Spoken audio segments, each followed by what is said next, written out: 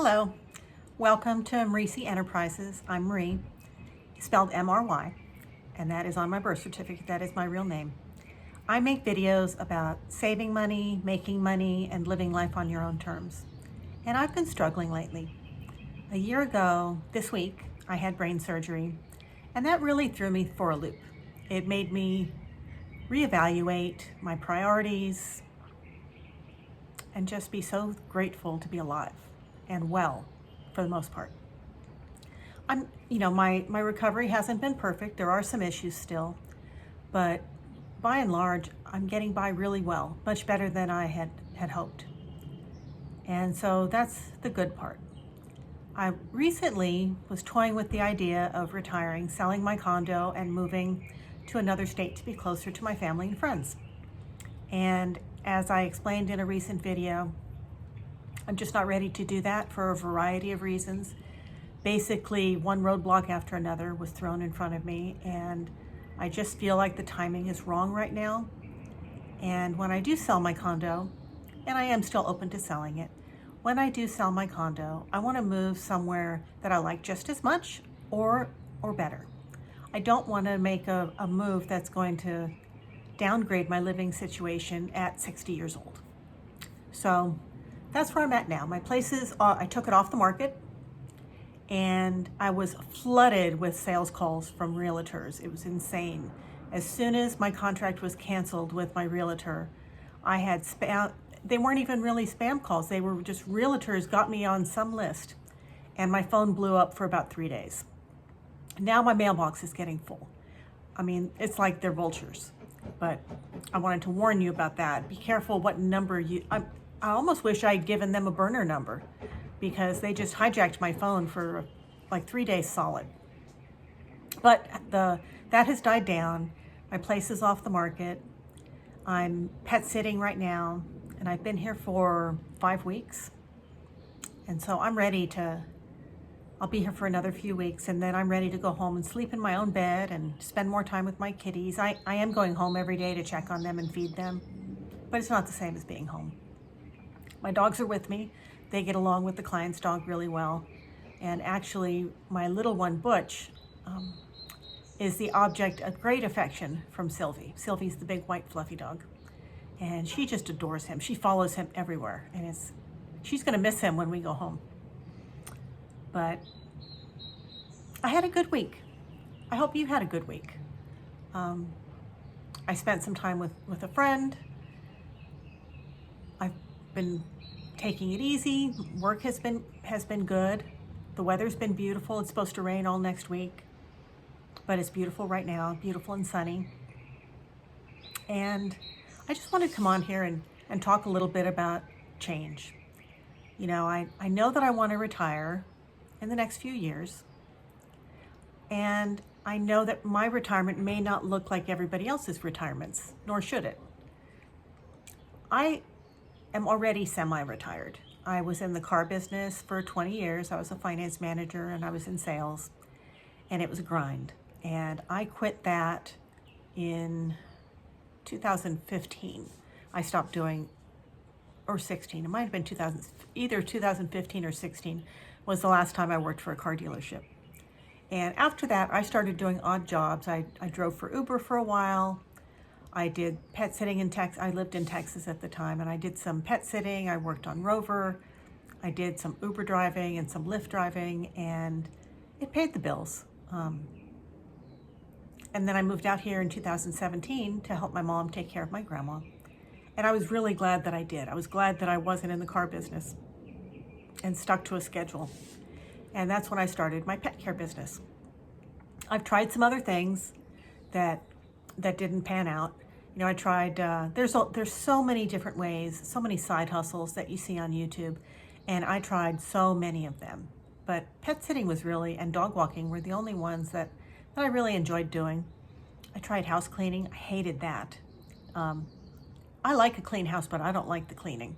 I have a housekeeper at the condo. Didn't like housekeeping at all. I didn't want to drive for Uber in LA. The traffic is horrible and women were getting attacked. So I didn't do that. but just the pet sitting and the dog walking. And I met so many nice people, and I was outside playing with dogs. It was good. Some of the side hustles that I did that I never made any money from, I signed up as an Amazon affiliate marketer, and I've been signed up with them for 8 years now, and I get like a $12 check every quarter. That's about all I make from that. So if you see affiliate links, I'm not getting rich off of those. I literally get pennies anytime somebody buys something, but I still link them because if you're interested in the products, then there they are. I wrote a book and nobody bought it. I tried to design t-shirts because I'm very creative and I enjoyed it, and nobody bought those. I've tried, what else have I tried? I did eBay for a long time. I made money doing that. But I noticed that by the time you were done paying for the inventory, shipping the inventory, storing the inventory, answering all the questions back and forth, that just wasn't for me. I did it for 20 years, off and on, but it was more like work. The pet sitting and the dog walking is a lot less like work and more like playing with animals, which I enjoy.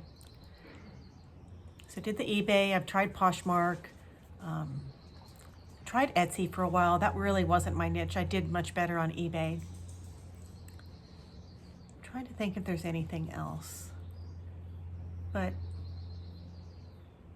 yeah, I can't think of anything else. But really the only thing that a lazy girl like me can do is play with the animals. So I think I'm going to do that for the next couple of years until I figure out my next move. I enjoy it. It pays the bills. My bills are small. I've gotten my credit cards paid off and my car is paid off. So I don't really have a lot of expenses, which is how I can support myself as a dog walker in Los Angeles. I've never hired other walkers to help me in my business to grow. Probably a mistake. I could have been making a lot more money, but for me at this stage in the game, I just wanted to keep it small and easy and have the peace, because when you're managing other people, you're relying on them to represent your brand.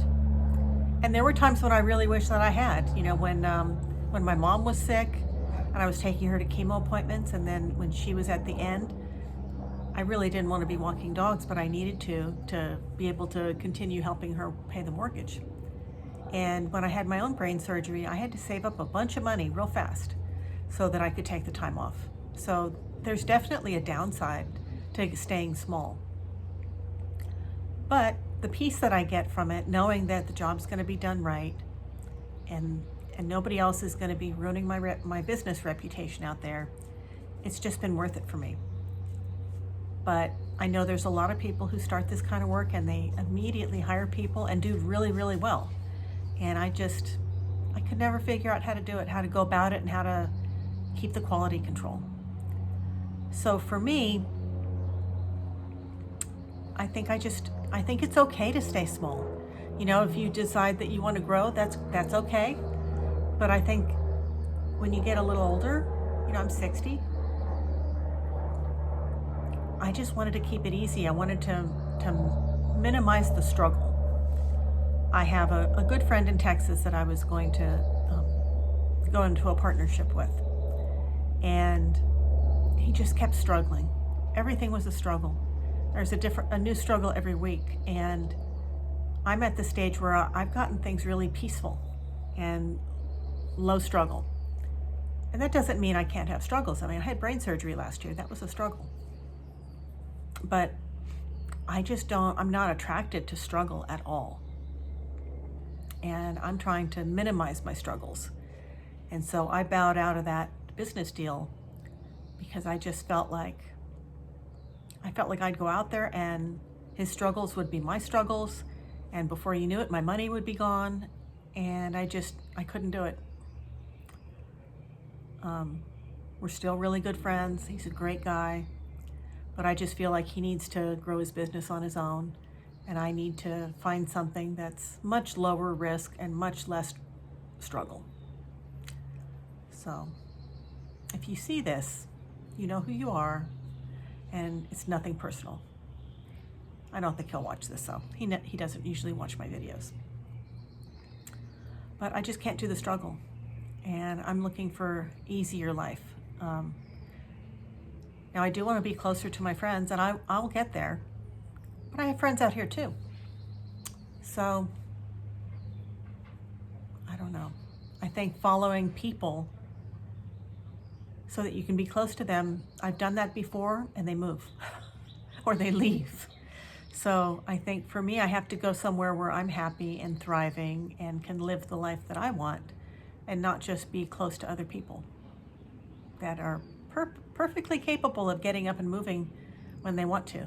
You know, when I moved out here, my whole family was out here. And I thought, yep, I came home, they're all here. I had my kids, my grandkids, my mom, my brother, my sister, we were all out here.